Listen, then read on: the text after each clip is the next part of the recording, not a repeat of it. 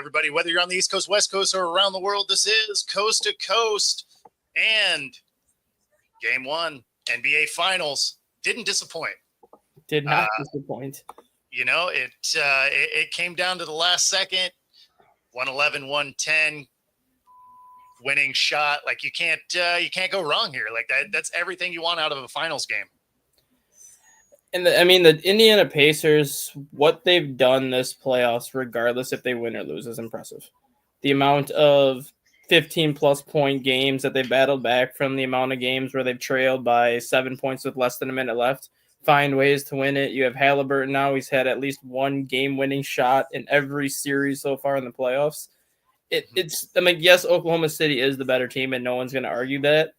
But when you have so many things going your way in the playoffs, so many breaks going your way, it just seems like it could be the Pacers' year where no matter how good the opponent is, the breaks are going to keep going their way and they're going to find a way to get it done.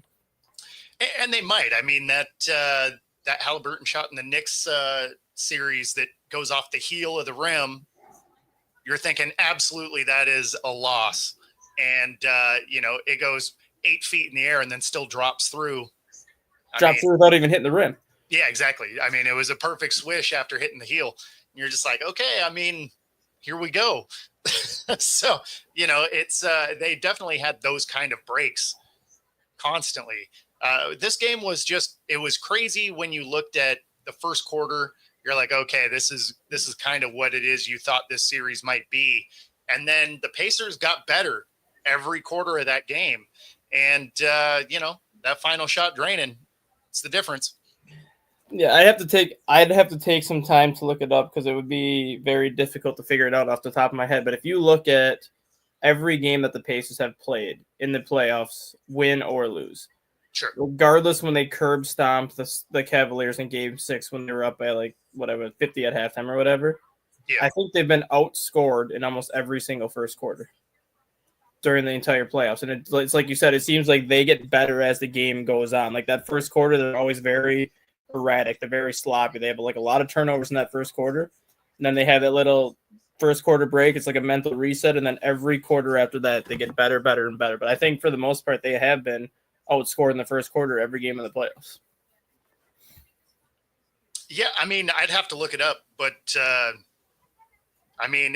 even if it wasn't every game, I know it was close. Yeah, the final game of the Knicks series, I'm sure they didn't. Yeah, I bet they because they beat them up the entire game. Yeah, but outside of that, other than a couple of one-offs here and there, I would bet the majority of the games they trailed significantly at some point. And some people, that's not the strategy that you want to have. Of course. But some teams actually do play better from behind. It takes them a while to be like, oh, we're playing from behind now. Well, let's settle in and try to, respond here. Let's settle in and do this. It does take some of these teams a little while to get into their rhythm. I would rather have a team that can come from behind than one that is required to be a front runner. Oh, exactly. And the Pacers were tied with the Knicks in the first quarter of the elimination game. Oh, yeah. And then they outscored them by 3 in the second quarter, but then the third quarter they outscored them by 11. So that was pretty much where they put the game away. No, makes sense. Yeah, no, it's they are an interesting story. And it's like I said a couple weeks ago, even people look at their record 50-32, yes, that's a solid record. No one's going to take that away from them. Yeah. But they were 24-28 at one point this season. They have the second best record since January 14th, only behind Oklahoma City. So this team has been playing at an elite level now for 5 months. This is no longer a little 1 month getting hot sample size here. Yeah, no. They've definitely turned it on in the back half of the season. 50 wins usually keeps your job unless you're a Knicks coach. Then you never know. I still don't get that firing. I really don't. Yeah, I don't either. The guy gets him to the playoffs 4 times in his 5 years as head coach, with the only exception was the second year. gets them to the first conference final in 36 years, 37 years, something like that. Yep. And takes game 6 and they lose in game 6. Like, what? Obviously, they didn't get to the championship. Sure. But what more can you want from your head coach? If that like you said, if that Halliburton bounce doesn't go in, that series is going game 7 yet, and who knows what happens in game 7. That one bounce on that one Halliburton shot is what knocked the Knicks out. Yeah, well, I mean, not to say that they necessarily would have won. I mean, no, but they still could have. They still would have had a game 7 though if he misses that shot, and then who knows what happens there. Game 7 would have been in New York. Exactly. If it doesn't take the wildest bounce, yeah. Like that firing, the 2 firings in the NBA that did not make any. Well, there's actually 3 firings in the NBA that did not make any sense. Was Thibodeau, Denver getting rid of Mike Malone, which I still trying to figure out why. Whatever. And then the Grizzlies getting rid of Taylor Jenkins when they were the number 2 seed in the West, and all of a sudden the Grizzlies went like 2-11 down the stretch after they got rid of Taylor Jenkins. Yeah, well, and getting rid of Malone, that was weird because their team was playing so well. And like, I'm not going to take anything away from Adelman because he did well in the playoffs. Obviously, he didn't do as well as I think Malone would have did. Sure. But they should have at least waited till the season was over to fire Malone at that point, because it's just like, you're a 3 seed in the Western Conference right now. You're the most experienced team left in the Western Conference playoffs. Like, I don't get that firing at all. Yeah. That's who's going to take the Knicks job, in my opinion. That'd be interesting. I could see that. I mean, they're going to need somebody because realistically, unless you get back to the conference finals, it's looked at as a downgrade, right? Mm-hmm. Because you're just like, oh, okay, we've gotten further each time. We've been in the playoffs, almost every year, playing the best basketball that they've played in 25 years. Yep. And you fire the guy. So realistically, unless somebody comes in next and is like, hey, we get to the finals, everybody's going to be like, why'd you fire your coach? And I know the biggest gripe that people have always had about Thibodeau, and it's the main reason why I think if you look at his entire tenure, was in Chicago for 5 years, got fired after he didn't get fired. They just didn't re-sign him after year 5. Was in Minnesota for 5 years. He was fired midway through year 4. He was in New York now for 5 years and basically got fired right after re-signing the extension. It's because he only goes 7 players deep, sometimes 8 players deep. Like, he's playing his starters 40-plus minutes every single game, and you might have 1 or 2 guys on the bench that are playing like 7-8 minutes. And that's been the biggest gripe about him his entire coaching tenure is he doesn't go to the bench deep enough. So when you get to these deep playoff runs, the team does get fatigued because they're only playing 7-8 players deep. Those players are shot. Yeah, and on most teams, I could even hate on him for that. When you look at the Knicks, because their top 6 guys are 90% of their payroll. Yeah. They don't have great depth. No, I don't mind him doing that in the playoffs, but he does it like for the regular season too. Like, you still need to rest some of your starters during the regular season to keep them fresh during the playoffs. Like, if you want to go with a 10-man rotation in the regular season and then go to 7 or 8-man in the playoff, that's fine. But like, you can't expect to go 8-man rotation for 82 games plus however many playoff games you're getting and expect these guys to be fresh. It's just not going to happen. The players are going to be shot. Yeah, no, I mean, I get it, but realistically, unless it was the Pacers or OKC, 2 teams that are fast, they played fine against everybody else exactly like that. So, I mean, does he get buried a little bit for not changing the strategy a little bit? Maybe, but his bench isn't good. It's not good, man. I mean, so say you traded guys out. Are you getting more production than your starters even when they're gassed? Probably not. Yeah. So, I mean, I don't know. It was a weird firing to me. But it's the Knicks, so they do weird stuff. It's kind of like when the Browns, basically bring in 3 rookie quarterbacks. Like, you're just like, oh, that doesn't make a ton of sense, but okay, let's roll with it and see what happens. And I think Thibodeau too is a guy that I think he might be done as a head coach at this point because I think he's 68. Going on 69. Like, he's one of the older head coaches in the NBA. Like, if he gets the job, maybe it's a 2-year, 3-year deal, but I don't see anybody giving him a 5-year deal at this point to coach another team. And there's only 2 openings right now, and that's the Knicks job that just opened, and then the Suns job, which was just taken by the Cavaliers assistant. So unless somebody plans to fire their coach in the next couple days here, I don't think Tibbs will be coaching next year. Yeah, well, I don't think he'll be coaching next year. Like that's a safe bet. I don't know if he's done though. I mean, maybe, but he does seem like one of those guys that will just coach till the wheels fall off, or just make him, or just put him in the front office. Could be that too, like right? A president, You could like see a him as president like of basketball assistant. Operations. Yeah, exactly. Assistant GM or I mean something. I could see something like that. I don't know. He just doesn't seem to strike me as the let me just disappear into the ether since I got fired. Because he was under Doc Rivers for a while in Boston as an assistant. He was under Popovich for a while in San Antonio. So it's not like he doesn't have good basketball minds, or if he does decide to make that jump to the front office where it wouldn't work. Like, he has 2 of the best organizations when it comes to knowing how to run a front office. I got you.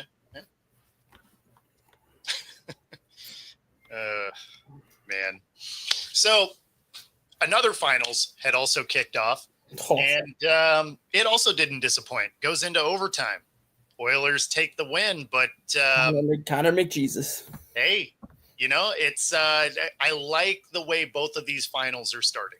I like the way, honestly, how the entire playoffs have been for the NHL and the NBA. Mm-hmm. Like, this is the first time where I think any of us could say that these playoffs have been as good as advertised. Yeah, they've been entertaining. Like, even the blowout series that are 4-0, or even the gentleman sweeps that are 4-1. For the more often than not, every single game's competitive. You don't there's a couple of games here and there that are blowout games, but every game is competitive. No, for sure. Yeah, it's it's surprising based on what we've seen over the last few years, where it's been, teams kind of cruising through the playoffs. It's nice to see competitive play. Yeah. Like it's been frustrating. Now, obviously the NBA has been a little bit frustrating to watch anyway, but then if you have lopsided games in the playoffs, you're just like, what are we doing, guys? Right. But yeah, no, this postseason has been great. And I'm not going to be surprised if both the NHL and the NBA finals go 7 games. Yeah. Yeah. I mean, you have a rematch of last year's Stanley Cup finals between Florida and Edmonton, and Florida won in 5 last year, maybe 6. Yeah. Yeah. Edmonton now has home ice. Last year, Florida had home ice, so that I have a feeling it'll go 7 games. And with Indiana getting game 1 in Oklahoma City, I'm not going to be shocked if that goes 7 games, because if Oklahoma gets 4 home games, they're going to probably win the next 2 at home. Indiana's probably going to win at least 2 at home, so then you're looking at 3-3. Yeah, maybe. I still think OKC is a better enough team that it's probably 6 games, but them getting game 1 was huge, though.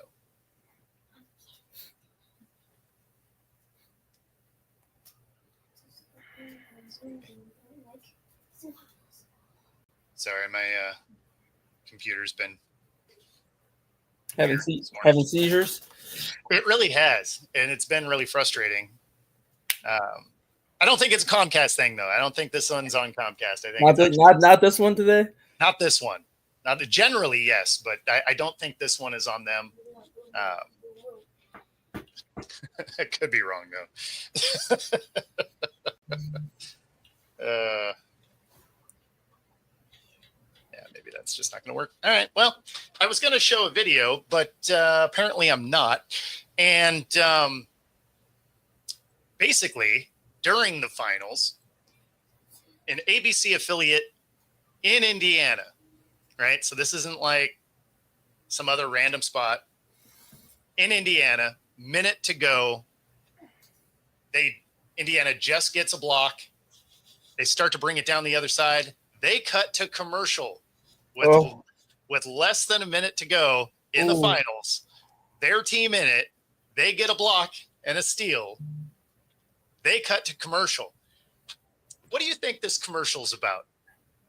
I have no idea. And if I was ABC, I'm going to be ready to field the phone calls today. Oh, there's a producer getting fired for sure. I want to be a fly on the wall in that office building today. Man, So the commercial, to add insult to injury, was a ad for their news that was coming on later that night. And just to add some hilarity to it, it was a video of a finals watch party. So you're going to cut away from the finals, your team trying to make a comeback, less than a minute to go, to show a video of people watching the finals. I would have to assume on a different channel because they just peeled away from it. But man, that is a wild stance to me. that makes me feel like, obviously, like, you've been in a radio station before. Sure. And like how when you're at, like when you do like your radio set, you have like your 3 hour, 4 hour block, and as like you're playing your music or whatever, you always like pre-record your commercials and you kind of insert them in the time slots that you want them to run. That makes me think like the producer didn't want to stay at the news station. He's like, we're gonna pre-record this commercial, we're gonna slide it into this time slot, and it's gonna go. Oh crap! I forgot the finals was on tonight. Time slots don't matter anymore. Yeah, no, exactly. Like in that case, if you're the producer, you got to hold any commercials. I mean, a minute later, you can run whatever you want. But in that moment, you cannot peel away. And it's not even like it was a side-by-side. Like you could even kind of stomach that. It'd still make you mad, but you could kind of stomach it because you could still watch the game.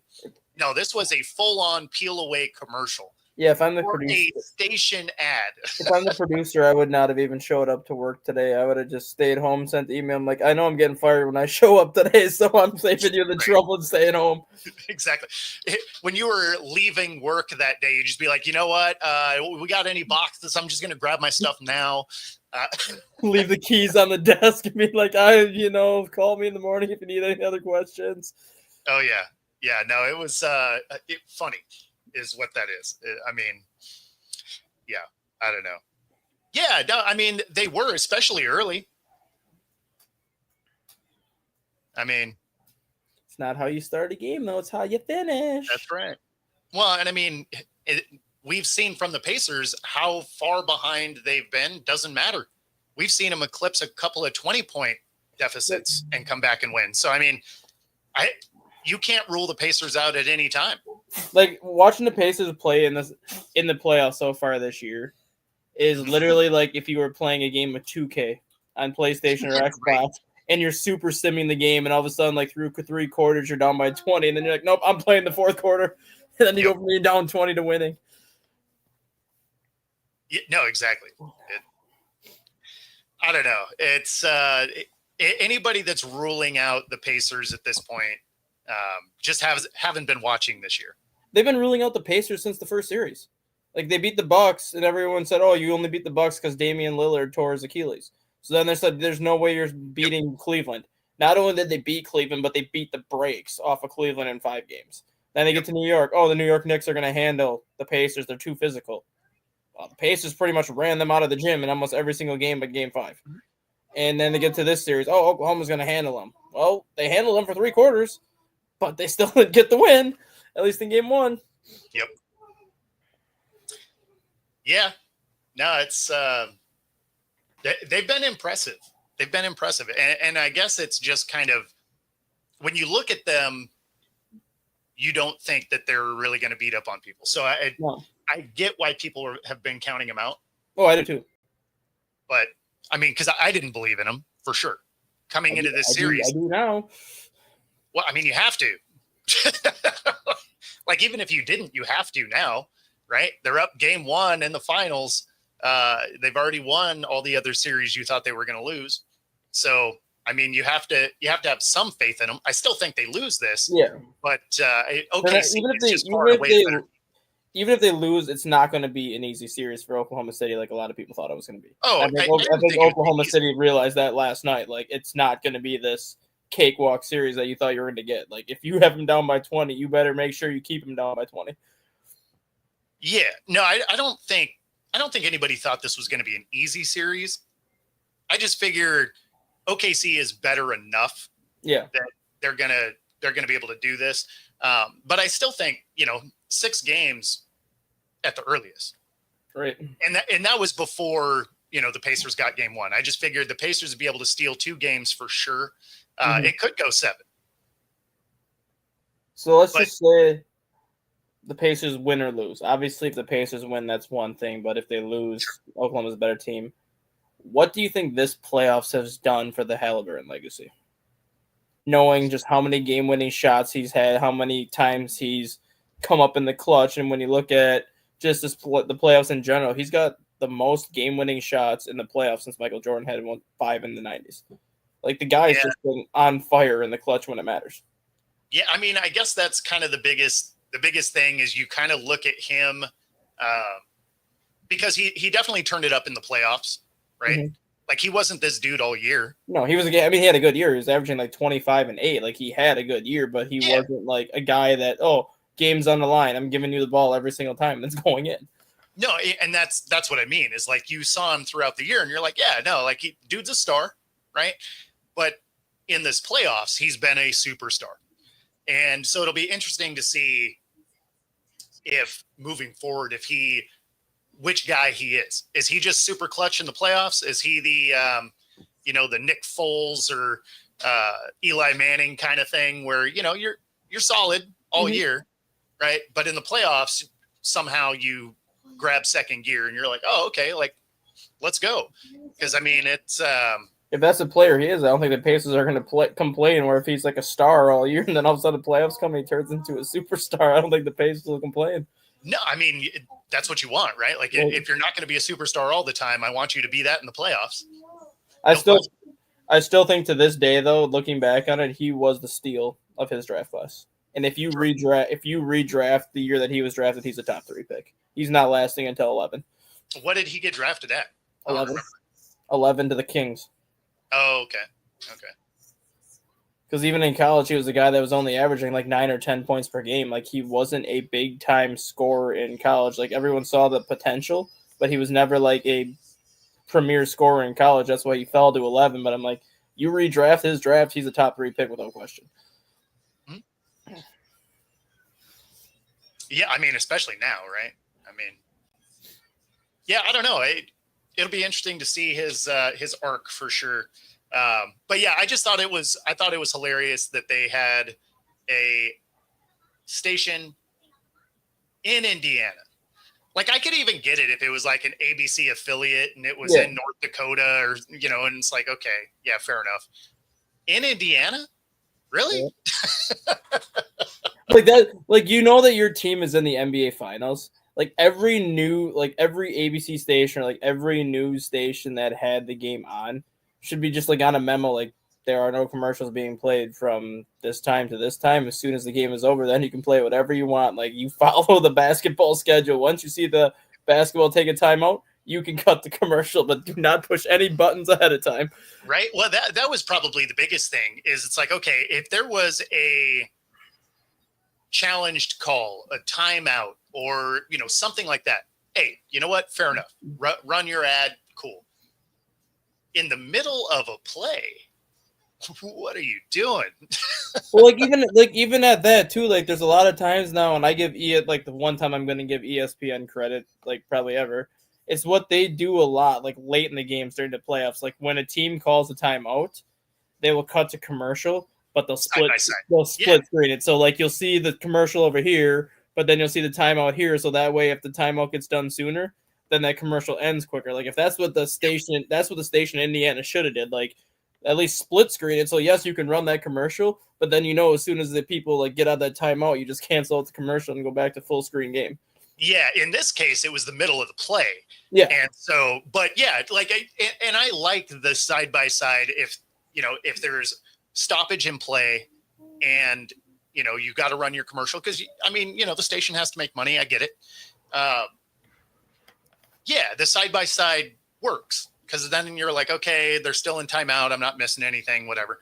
I'm still ignoring your commercial anyway, so it's not like it matters. But then, yeah, once play resumes, even if they don't cut the commercial short, you're not missing the game.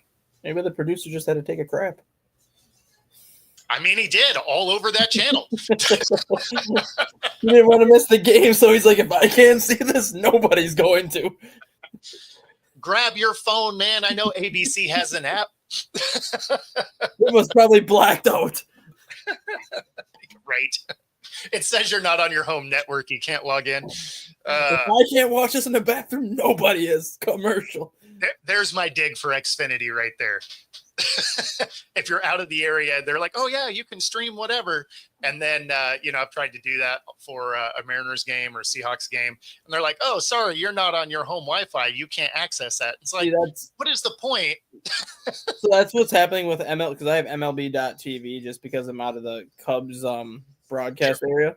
So I can watch, when I watch it on my laptop or my TV, I can watch every single Cubs game except for when they play the Brewers or when they're on Apple TV. Sure. As soon as I get on my phone, it shows that I have no feeds available. It does not let me watch it on my phone at all. I'm like, well, this is stupid. So when I was in Chicago last year, I was like a block away from Wrigley Field, and it would not let me watch the game. I'm like, how? I'm here. Like, how is this not working? I'm a block away. I can hear the people from my window. Yep. Yeah. I don't know. Xfinity, do better. Comcast, whatever you want to call yourself. Viacom, don't care. Same, different name, same BS company. I'm not getting any Xfinity sponsorship anytime soon. So hey, just get a T-Mobile sponsorship and use T-Mobile Wi-Fi. Yeah, I might go the Ziply route. I might go Ziply because we do finally have fiber optic. Okay. And so if I can get the Ziply fiber, that'd probably be the route because I don't really watch cable anyway, right? Mm-hmm. So I don't really need to be paying for that. No, but like fiber optics is good for like your streaming and stuff, though. No, exactly. I mean, I pay for the 2 gig Xfinity anyway. Yeah. So I mean, it's not like I have the bargain basement. That's why I'm always so mad when it's messed up. It's like, dude, I am paying for your highest speed crap. Why doesn't it work? Right. Because you just said it. It's crap. It really is. Crap. So again, Xfinity, do better. If you want to crap, just crap in your hands. You shouldn't have to pay for it. Right. I don't know, man. So in other news, because really that isn't news that Comcast is terrible. I thought it was. But yeah, there you go. Exactly. Especially if you have to do any kind of customer service. You know the fastest way to get a hold of them? You can call them and you can sit on hold for 45 minutes. Or you can absolutely just bury them on Twitter. They do respond to that. Do they really? Oh, yeah. Cyril, that is awesome. Yeah. So, I have a decent following on Twitter, right? And so I absolutely drug them a couple of times. So that leads me to believe that they are literally paying somebody in their corporate office just to sit on their Twitter page and be like, oh, shit, somebody else is bashing us. Whoop, better respond now. Oh, yeah. They absolutely have a media person that is on it. The thing that's funny is you can bury them there. They will schedule your appointment from the DMs of Twitter. Oh, God. So I've actually been able to get a resolution to a problem faster through DMs of a post that I made than actually being on the phone. I tried it out once. I called them and sat on hold forever and then barbecued them on Twitter. And I had my appointment scheduled before I ever had someone pick the phone up. Nice. Like, okay. So apparently that little phone thing of your call is important to us. Yeah, well, apparently it's not as important enough to hire enough people to answer the phone. So, well, I was like when I used to have Spectrum before I switched over to AT&T. Yeah, I had to call Spectrum once because we had a power outage from something, so like all the internet went out. Okay. I can't say internet, everything went out. And then once the power came back on, the internet wouldn't like recover. It kept saying there was an outage, but all the power and stuff was on. I called Spectrum. They said, you are like the automatic cues. It's like your call position is 5th in line. Sure. Estimated wait time, 7 to 12 minutes. I'm like, okay, that's fine. 16 hours and 47 minutes later, I got a phone call. Wow. Cool. And this is after I said I want you to hold my place in line Sure. and call me back. 16 hours and 47 minutes later, I got my call back. That seems right. That's pretty much the last time I was with Spectrum. I'm like, and yeah, we're done here. Yeah. I kind of need my internet a little bit more than 16 hours out. Yeah, that is crazy. That is absolutely crazy. Okay, so NFL news. The Rodgers saga is done. No, it's not. They have agreed to terms. It's Year. It's still a saga. Well, him not being on a team part of it is done. So they come to terms. It sounds like a 1-year deal worth a little under 20 mil. So that sounds less than he wanted. I think it was 18 and a half or 19 is what I think it was. Yeah, I haven't heard an official number. But I think it can be over 20 though, based on performance bonuses. I think it's 19 million flat salary, and then I think there's bonuses tied in where you can get up to like 25. I got you. Yeah, I hadn't seen a specific number yet. It just kind of speculated around that 20 mil, just under 20 mil. But yeah, so does this hurt their team? I look at it two ways. I don't think it hurts their team because he is a better quarterback than Mason Rudolph.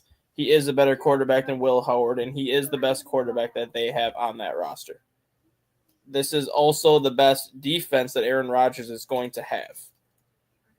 I disagree with that. Well, the Jets defense was pretty okay. The Jets defense was awesome. Yeah. What are you talking about? So this is going to be another good defense. The thing that I think is going to hurt them more now is getting rid of George Pickens.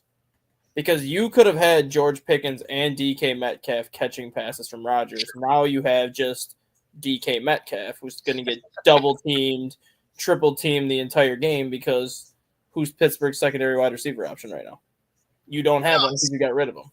So the best part is what is Rodgers the most famous for with the Jets? Torn Achilles. Okay, second. Whining about guys not being where he wanted them. Yep. Who's on their roster that's going to be where he needs them to be? Nobody. Well, I shouldn't say it. One guy, and he's not a guy that's going to get you 1,000 yards, and that's Pat Freiermuth. He'll be where Rodgers wants him to be because he actually is a good tight end. But outside of that, you need more than Pat Freiermuth to get you some production. I don't know if the second part of this is true.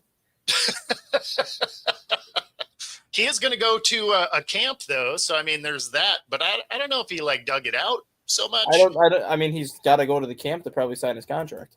Once he signs the contract, he'll probably just leave camp right away and be like, "All right, I'll see you in training camp." Yeah, maybe him and Diggs can hang out on a boat or something. I don't know. They can go drink some ayahuasca. That's right. Yeah, I don't know. It's. I mean, they're going to still be a 9-10 win team. They're still going to be in the running for the playoffs, which is exactly what Mike Tomlin does every year. He wins 9-10 games. He puts himself in position to make the playoffs every year. That's what you're going to get out of Rodgers right now. If George Pickens was still on that team, granted, him and Metcalf don't run routes. They just run it straight, and you let the guy just chuck it as far as they can chuck it. I think he can still chuck the ball. I think Pittsburgh could have won 12 games if Pickens was still on this team. But now that Pickens is gone, it's literally DK Metcalf is your top receiving option, and you don't have a number 2. You don't have a number 3 yet. So it's pretty much, if I can't get the ball to DK, what am I going to do? I mean, you have to assume they're going to go get Amari. They have to. They have to go get Amari. They have to trade for somebody at this point. They have to go get they have to get 2 receivers. You need to go get a number 2, and then you need you have to go get a number 2 for sure, whether that's through free agency or a trade. And then you probably have to add a number 3 because right now, otherwise, you're going to be forcing DK the ball, and it's not going to work because everyone's going to be like, Pickens ain't here. They have nobody else to throw to. Yeah, I mean, they're going to blanket coverage him, and the thing is he doesn't run a crisp route, so he's not going to be in position. You know, it's not like he beats dudes in lower routes. He doesn't. He rounds routes off. It's easy for a defense to stay with those. You know, his claim to fame is the fact that he's just faster than you. Yep. And that's ultimately what I think. That's ultimately what's going to hurt them more than Rodgers, just because, like you said, Rodgers is still good enough to win you football games. He's not obviously the MVP quarterback that he was before, but he's still good enough where if you have a good defense and if you have one or two playmakers on offense, he is still good enough to put you in contention to make the playoffs. Yep. And once you get to the playoffs, you never know what's going to happen. No, exactly. And Rob, so 2 years ago, the NFL took weed off of their banned substance. So they don't test for it anymore, I guess is the way to say that. So they've realized that is not a performance enhancing drug. I have met 0 people smoking weed that are like, let's go. Like, so this is the Pittsburgh Steelers wide receiver room now that Pickens is gone. Yeah. DK Metcalf is your 1. Yeah. Robert Woods is your number 2. Okay. He's a possession receiver. He's not like a true number 2. No, but you're going to have a possession receiver. Yep. They got that Roman Wilson out of Michigan in round 3, who's another possession receiver. Yep. Kelvin Austin III, which I don't know much about him. Rock Taylor, Scott Miller, Ben Skoranek, Montana Lemonicious Craig, and Lance McCutcheon. That's the wide receiver room right now. Yeah, that's awesome. Right? No, and that's why you have to go get a guy like Amari. Now, obviously, he's more of a possession guy at this point in his career too, but he catches everything. He runs nice routes, and you're going to need that dude. So, I mean, I don't know. If they don't go make a play for him, or maybe they make a play for Gabe Davis, right? Because, I mean, he's recently released, and, so maybe they pick him up. But they're going to need a guy, because if DK is your main target, you're going to have a lot of fireworks between Rodgers and DK. And Gordon, yes, he did. But then you think back even a little bit older than that, and you think of Ricky Williams. Oh, God. Like, that dude could not stay off of it at all. But he probably would have had an amazing career had it not been banned at the time. Josh Gordon, in my opinion, had it not been banned, I think he had the potential to be one of the top 5 receivers in NFL history. I mean, the guy, when he was on, like, the year that, was it his rookie year or his second year, he played 8 games. And he had, like, 1,200 yards receiving in 8 games. Like, he was averaging 140 yards receiving per game with Brandon Weeden as the quarterback. I mean, there's a reason they called him Flash Gordon. I mean, he would have been a Hall of Famer, no question. Yeah, like, it was ridiculous what he did on the field. And that's why it was just like, if this guy honestly stayed off of marijuana for 2 full seasons, he would have been setting numbers that nobody would have been able to touch. Oh, yeah. Well, I mean, and you can make that same case for Ricky Williams. I mean, coming into the league, he looked like he was absolutely just going to reset running back numbers. And, instead he also couldn't. I mean, did he even play a full year? He played 14 games is the most that he played, and it wasn't because he was suspended from drugs. He had an ankle injury that year. But he played, I think, a 14-game season was the most that he played. Yeah, I was going to say, I don't think I ever remember him playing a full season. Yep, and then that year, I think he had like 1,300 yards receiving and like 12 touchdowns that year. So, I mean, it was a very solid year again. Mm-hmm. So, I mean, and the other guy too, obviously marijuana is one thing, but just alcohol and other stuff was not necessarily banned, but people made dumb decisions. Justin Blackmon was another one. Justin Blackmon couldn't figure out that, hey, if I'm going drinking, I need someone to drive me home. He couldn't figure that out because he kept getting DUI after DUI after DUI. If that guy could have stayed on the field, that's another receiver that would have put up massive numbers because Justin Blackmon was a freak when he got drafted. Oh, for sure. Absolutely. There's no way they don't get this done. If it was the Cowboys, I'd be like, oh, yeah, TJ's gone. But, they're going to get that contract done. Yeah, I mean, if you don't re-sign TJ Watt, it's not going to matter what Aaron Rodgers brings to your team. because TJ Watt is the heart and soul of not only the Pittsburgh defense, but he is the heart and soul of the entire Steelers organization. So if you don't get a deal done with him, everything that they've accomplished, I mean, they haven't accomplished much since they won the Super Bowl, but like all these playoff appearances, like the string of the winning seasons, all that, it's not going to matter. TJ Watt's not there long term because the moment he leaves that organization, they're going right down the crapper. Yeah, well, that defense takes a huge dip.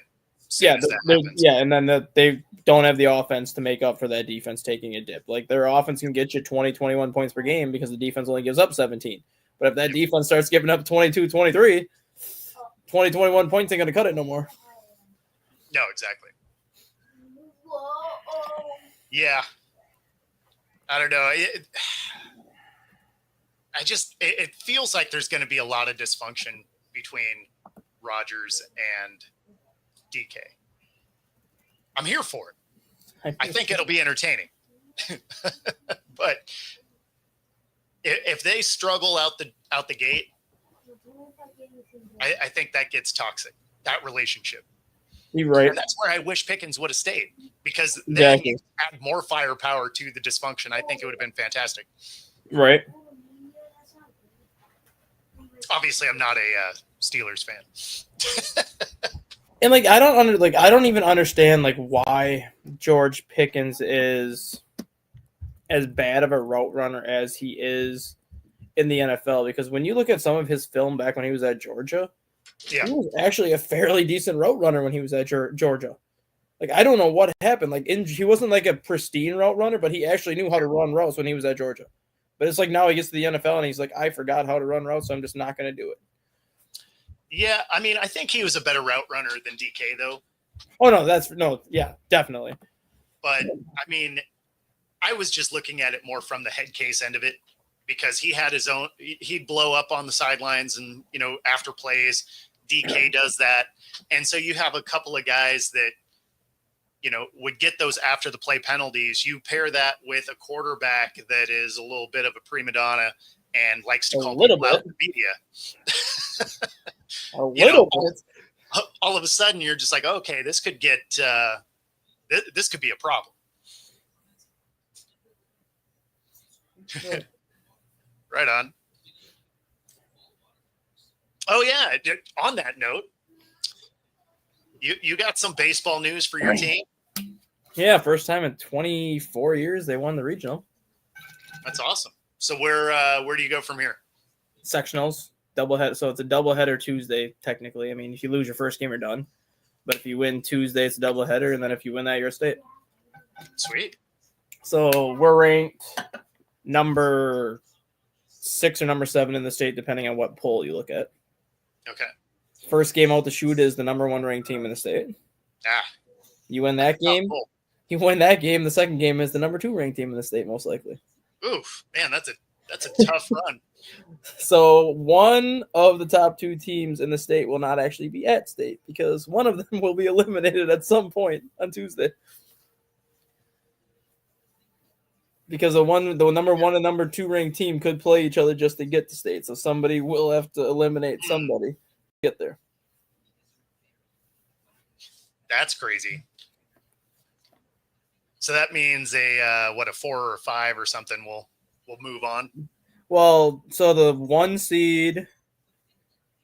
So we got seeded 3. So we're the 3 seed. We play the 1 seed, and then the 2 seed, which is the number 2 ranked team in the state, plays the 1 seed from the bottom of the bracket. Oh, okay. And the how many teams are in the bracket? It started off as 16, so now we're down to 4. Oh, okay. And then the winner of the Tuesday game comes out of the upper quadrant or whatever, because there's 4 quadrants. So each quadrant has 16 teams. So now you're technically down to like the final 16 right now. All 4 quadrants have that doubleheader Tuesday, and then the 4 winners go to state. Oh, so only 4 teams make it to state. Yeah. Okay. There's 5 divisions though, so you'll have 20 teams that go to state total, but 4 for each. Oh, okay. That makes more sense. I was just like, man, that's a weird state, but okay. Yeah, there's 5 divisions. Each division sends 4. Gotcha. State's 10 minutes from our house. I mean, That's a bonus. because they play at the Wisconsin Timber Rattler Stadium, which is the high A affiliate of the Milwaukee Brewers. Oh, okay. And it's a 10-minute drive from my driveway. So it's like, I would really like to go there because I don't have to sit in a bus for 2 hours. I don't got to do this. Like, it's a nice little 10-minute drive. I'm good with that. So how do you guys match up against the first and second teams? The second ranked team we were supposed to play a month ago, and the game got rained out.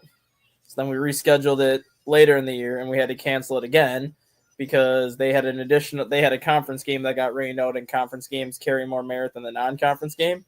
So they wiped that game out. We played the number 1 ranked team last year and beat them 4-3 last year.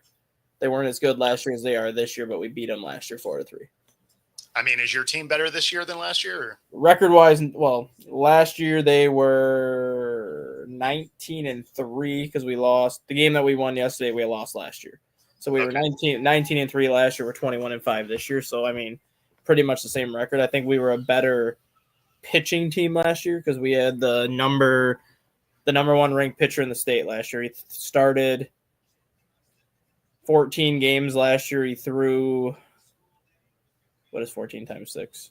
14 times 7, something like that. Threw close to 100 innings. In his 14 starts, he gave up 5 earned runs. Okay. So pitching-wise, we were better last year. Hitting-wise, we're much better this year.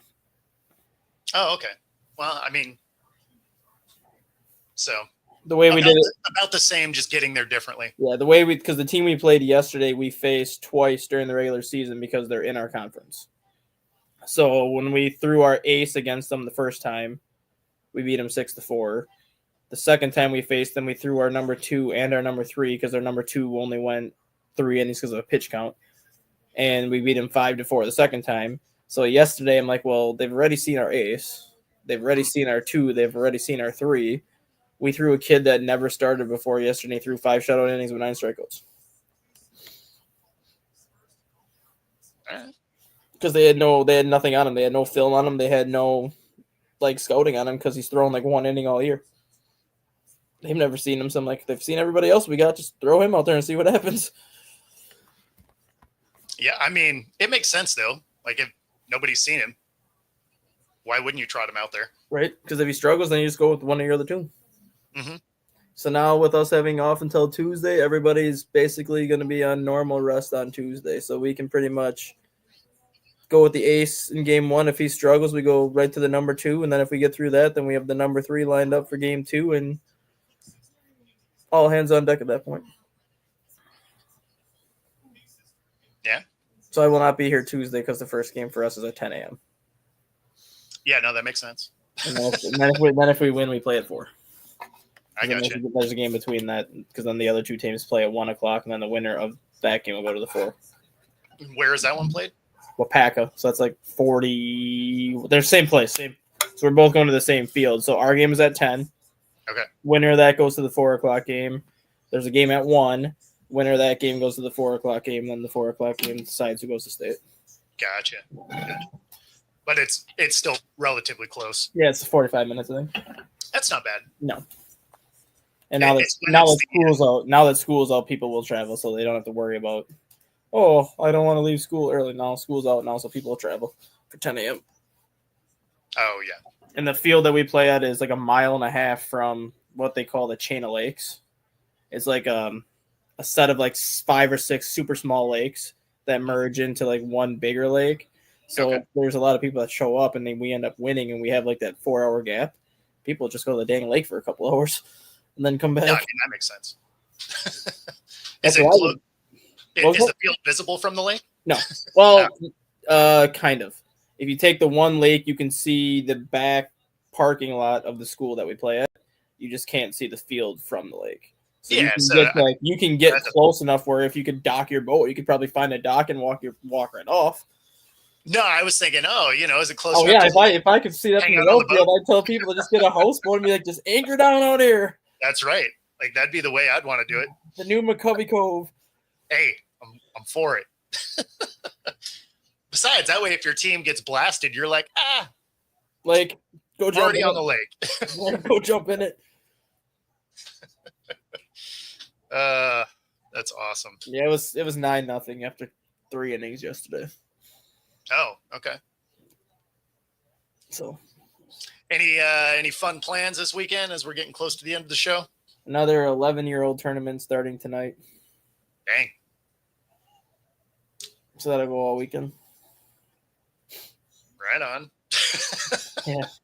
As you can tell, my face is nice and red already, so I'm just gonna add a little bit more color to it. Yep. Yeah. Well, I mean, as you can see, we finally have sun here, so I'm starting to get dark.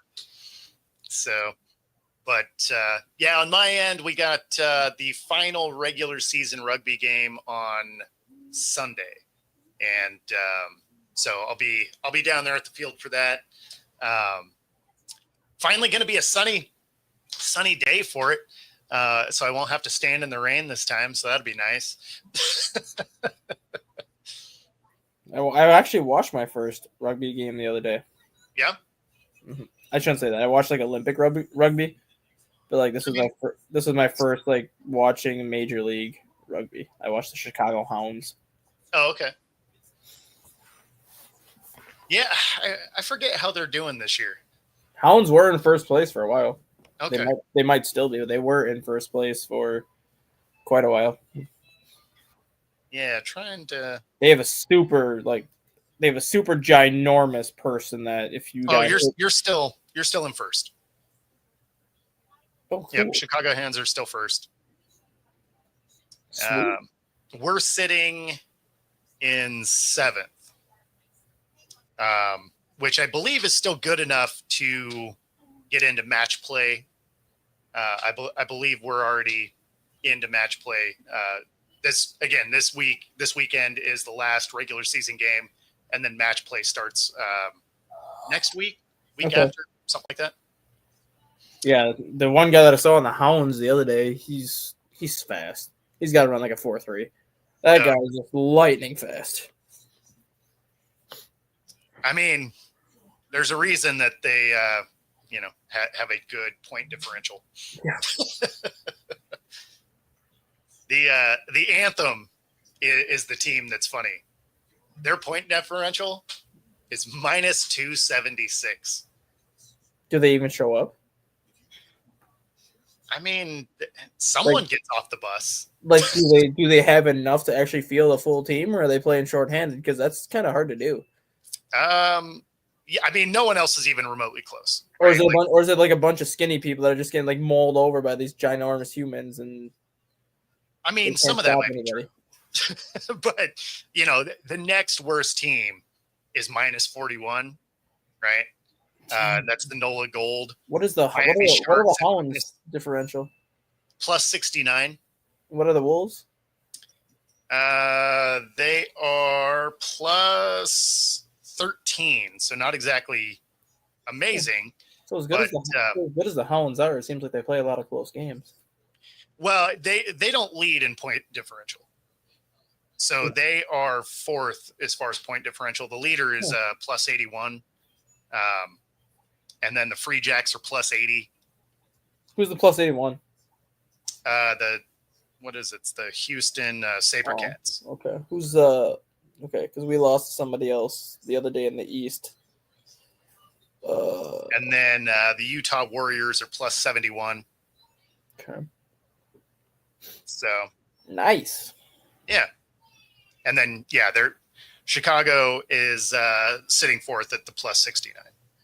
But then the drop off from there is massive because it goes to LA at plus 19, San Diego plus 16, us at plus 13, Glory at plus 5. And then it's the negative numbers start from there. But the Anthem at minus 276 is unreal. I want to watch them play. Like, they got to either be really bad or they just don't know what they're doing. I mean, they got to be terrible, right? If you're a professional men's rugby team, and I'm not just going to sit here and say that professional men's rugby here is going to be like the quality that you're going to get in Europe or Australia, because it's not. But you're still a professional men's team with professional rugby players, and you have a minus 279 point. That is bad. It is pretty amazing. Uh, Hey, if I were betting, I would bet against them. That is really the route that hey, another news: the Colorado Rockies won their first series of the year this week. Yeah, well, they had won back to back, right? Did they win a third? No, they won the 2 games against the Marlins. They didn't sweep them. They won the first 2 games of that series, but that was their first series win of the year. Yep. After losing the first 22 series, that was their first series win of the year. It would have been interesting if they'd have just been blanked the entire season, not win a single series. Well, here's the funny thing about that. You can laugh about that, but if they would go 1-2 basically every series, Sure. that basically rounds out to be roughly 4-6 every 10 games. No, they would still be better than they are. They would be 66-96 if they would win 1 game out of every series and basically just play. Thanks, Gino.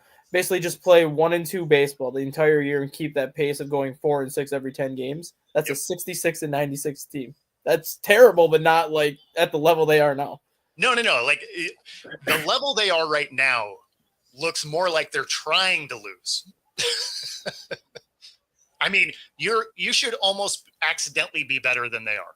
Right? Like, you can't tell me that you can't lean into a 3-run homer every now and then to score 3 runs and not lose 2-1. Like, you can't accidentally put the barrel on the bat and send one 400 feet. And even if you can't, could you at least just lean into the pitch and maybe get one walked in? Like, what game was it? The Rockies played, obviously they played somebody. The Rockies played another bad team. I can't remember the team they played, but they lost like 4-0.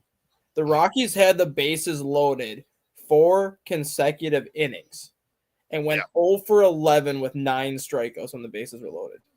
Can you just like lean into the pitch and take it off the elbow guard or do something? That's like, what I'm saying. Drop like, down a bunt or make an effort to score a run from third. Just anything, right? Like, that's my thing with them. It's just like, okay, you guys aren't hitting. Okay, cool. Like, do something different. Like, change your stance. And 7 of the 9 strikeouts were looking. Like, stick the bat out or something. Right? At least slap at the thing. Yeah, I don't know. That's tough. Yeah, Major League Baseball is getting crucified tonight, though. Oh, yeah?